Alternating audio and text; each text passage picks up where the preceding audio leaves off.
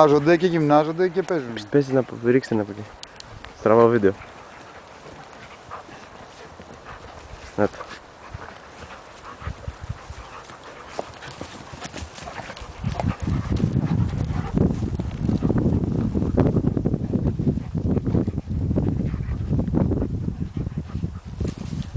Τρελό παιχνίδι, έτσι. Εντάξει, κοίτα τι γίνεται, έτσι. Εντάξει, τρελό παιχνίδι, παίζουν σαν μωρά.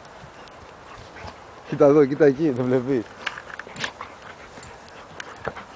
Έλα Λουνά. Είναι και για τις πέτρες να πούμε. Μας τρελάνεις Λουνά, σου έχουν φέρει δύο γκόμενους να πούμε και συγκινάς την πέτρα. Και τι γκόμενους. Μαύρο άσπρο. Αυτό μου ρε, πούστη. Γαμώ τα γερμανικά πιμενικά.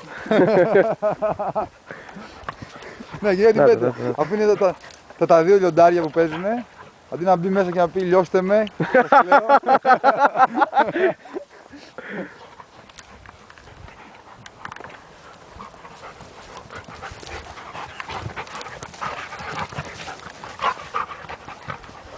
Καλά, εντάξει, είναι τρελό παιχνίδι, έτσι. Μπράβο, τα βρήκαν καλά. Κοιτάξτε, έχουν έρθει και πολλές φορές παρέα έτσι τώρα. Σιγά, δηλαδή από. Καλά, γιατί δεν χρειάζεται να γουστάρουν. Όχι. Τα γκώνονται και παίζονται. Ξέρεις ότι εγώ πιστεύω ότι αν τα πηγαίνουμε συνέχεια έτσι που τα πάμε δεν θα έχουν πρόβλημα. Θα μένει ένας αρχηγός και θα κρατήσει. Ναι, και Κάποια τελείως. στιγμή ο δικός θα θέλει να γίνει αρχηγός και θα γίνεται κάποια κόμμα. Θα σταματήσουν.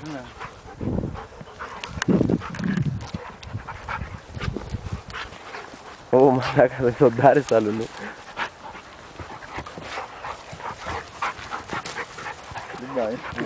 Ναι, δεν πάει, βλέπεις όμως ότι είναι διακριτική, δεν πηγαίνει. Πώς είναι μαλακίες λέει τώρα με την κολόπετρα. Θα με βάλουν στη μέση λέει.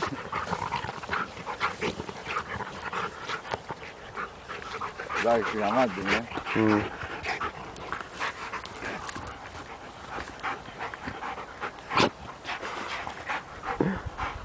Τα παίξανε.